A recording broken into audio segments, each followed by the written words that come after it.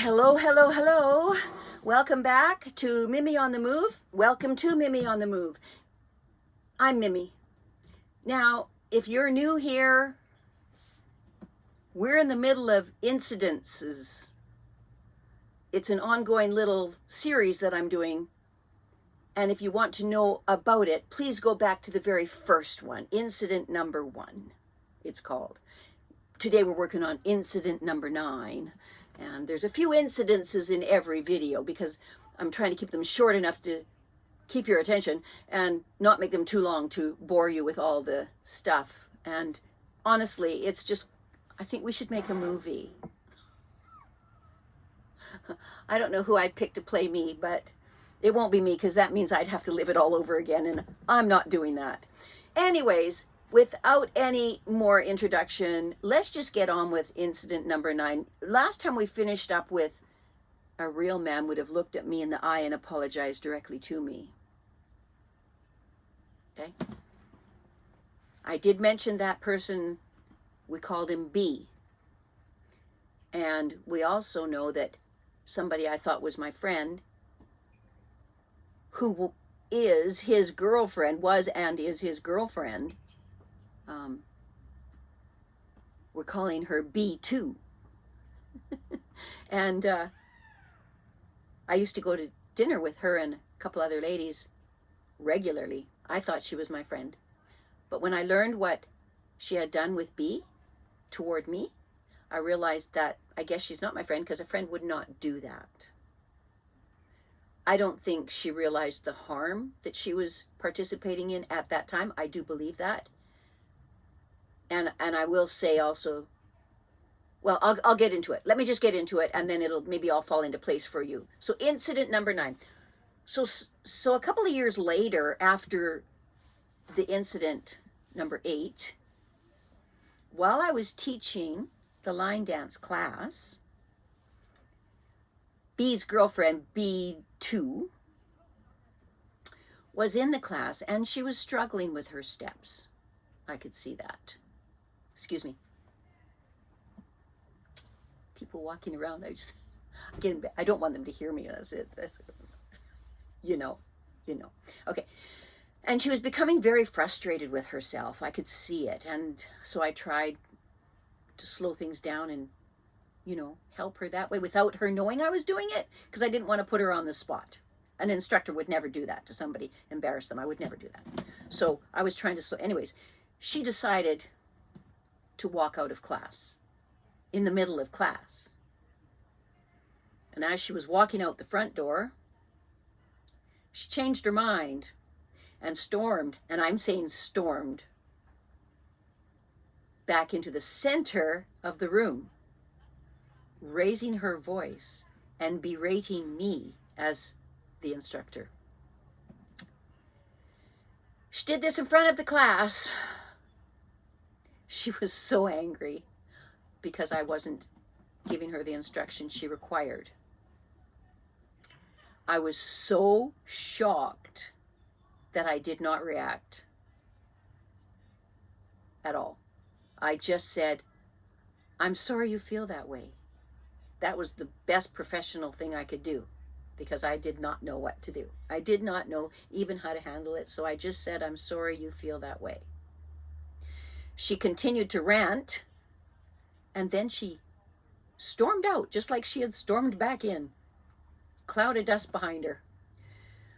So I carried on with the class as if nothing had happened, as I didn't want to continue the drama, because I'm not a drama person. The class followed suit, and we continued dancing until the end of class. Now, about 10 o'clock that night, I received a text from B2 apologizing that she did such a rant at the clubhouse. I was still pretty numb. I didn't have a desirable response for her because, again, in my opinion, a text, that is not an apology. That's an excuse for an apology. An apology comes from the heart, from one person to another. But having said that, a text was better than nothing. So I was just non-emotional about it. It was because of the things, in light of the things that some people in this community have thrown my way over those years, I had nothing left for this person. That's why I was numb. I told B2 to stay clear of me. That this verbal assault she threw my way was confirmation to me that yes, she likely was a great part of the letter that B had put in the Insider several years earlier. The one about, me. So then we're going to get on to the next story, which barely deserves print, but I'm bringing it up because it is important for later on, another incident. We're going to call H1 helper, we're going to call her friend S. Okay. She's the wife of the one that accused my son of living in his camper. That would be S. Okay. She pointed her finger at me, not directly at me in person, but in the community. She pointed her finger at me, to the people she knows, to the people she doesn't know. A note in the community newsletter, yet again, including management, and spread an outright lie that I defaced some painting that she had left in the clubhouse. So somebody defaced a painting. Apparently it was a thing she did, art painting in the club, and she put it in the clubhouse for people to view, I guess. Somebody defaced it somehow. She said it was me. What she probably didn't realize is there's probably other people that didn't like her because she's not, in my opinion, that likable. And she's got an edge to her. There's no doubt she's got an edge. So maybe she had an edge to the wrong person, but she decided to blame me publicly for the defacing of this piece of work. She made several insinuations to members of our community to that effect. My only two words for that is vile and disgusting. The weird part of that story is that a couple of days following that false accusation,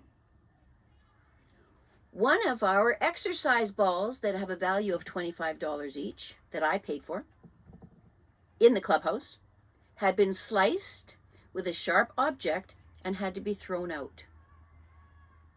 Coincidence? You decide.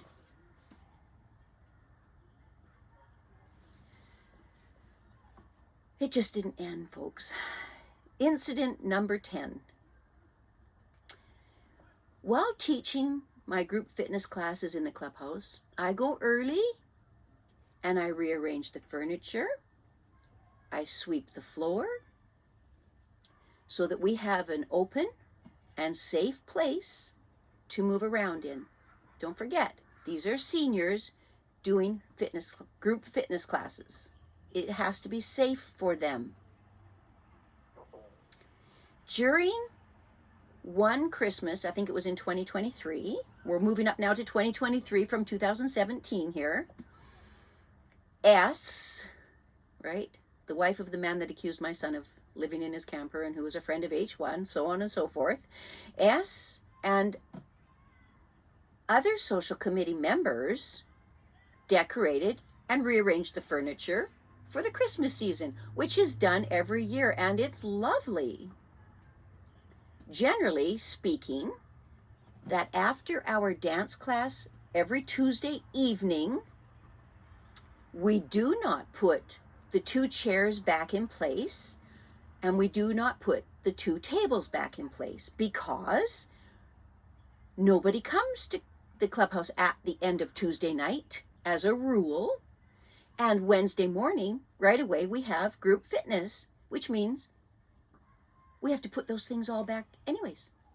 So Tuesday night, after line dance class, we left the 2 tables and the 2 chairs out of place on purpose so that Wednesday morning they didn't have to be moved twice. Now, there's nothing scheduled after line dance on Tuesday or before group fitness on Wednesday morning. So it's like nobody was really expected to be in the clubhouse anyways to see these lovely decorations and chairs moved. But as fate would have it yet again, on that particular Tuesday evening, after they decorated,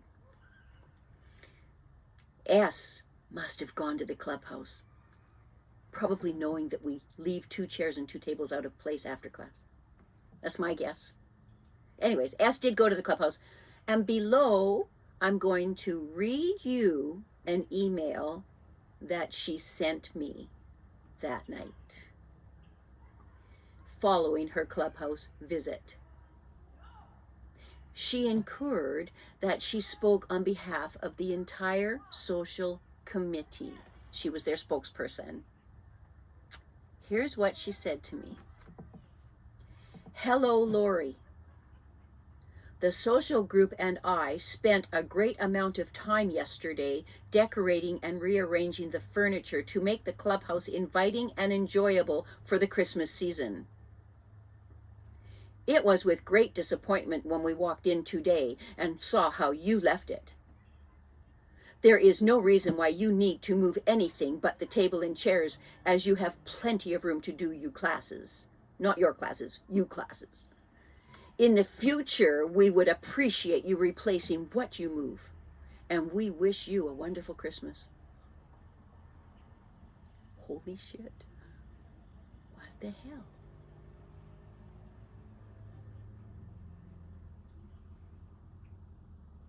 That was from S, the wife of the man that accused my son of living in his camper, the friend of H1 helper. Anyways, the tone of that email was clearly not festive. First of all, as a fitness class group, we all share in returning the furniture to its place. Never once have we not returned furniture after a group fitness class. The line dance class is left because there's a class first thing in the morning. That's always been the way. This was nothing new. I think she knew that we would be leaving it there. Anyways, S wanted to solely blame and shame me for something that I wasn't to be blamed or shamed for. She just found an opportunity. I guess she's a bit of an opportunist as well as other things. There was no need to reprimand me. I mean, excuse me, we're adults. Aren't we supposed to be adults? An adult does not reprimand an adult to start with. There was no need to reprimand me for the furniture placement because it was all going to be just fine after Wednesday morning class. It would be right back to where they had it. And really, who did she think she was to reprimand anybody in this park? Furthermore, she has never attended any of our group fitness classes and nothing of what we require, and knows nothing of what we require and what we don't require in that class. She has no place to say what we need or need not to do or move for our class because she's ignorant of what we do because she doesn't go there. Oh. So you see how tiring this is? Do you see how this, if this is draining you right now listening to all these stories, think about me living them. Yeah. I'm 71 now. I'll be 72 this year. This has been going on since my mid-60s. This is ridiculous. So next video, if you're still with me on this series, this saga, it will be incident number 11. And incident number 11 didn't end there because since I wrote all this down, oh my gosh, there's been more, and I'm not even going to go into them. I'm going to go into the latest one that happened yesterday because that's current. But between then and yesterday, I'm not even going to go into it. It's just too much. It's too much for me to keep repeating. I'll never have to repeat this again because it's going to be on the internet forever. I will never have to tell anybody this story again. Not that I've actually told a lot of people. I think I've told 3 or 4 people things that happened over the years. But I haven't talked about it because like I said, I don't like drama. I don't like slagging people, even if they deserve it. I don't like doing it. It doesn't make me feel good. I know that about myself, so I don't do it. And even now, through all this, I'm not slagging anybody. I'm just telling you stories that happened. My version. Everybody has a version. I'm not stupid. I know that. They have their story. I have my story. This is my story. It's my reality. This is what I've been living. This is why I no longer live there. It was too much. They kind of did get rid of me, well, like they wanted, but they didn't really get rid of me because I still go back 3 times a week to the ladies that I'm loyal to. So they didn't really get rid of me. Oh gosh, I'm sure that makes them really angry now. Maybe that's why they're still doing things. Because they're angry. They didn't really get rid of me. Okay. Lots of love to everybody. And I hope you receive lots of love. I hope you give lots of love. And until next time, for incident number 11 and pretty much the closure of this little series, I wish you well.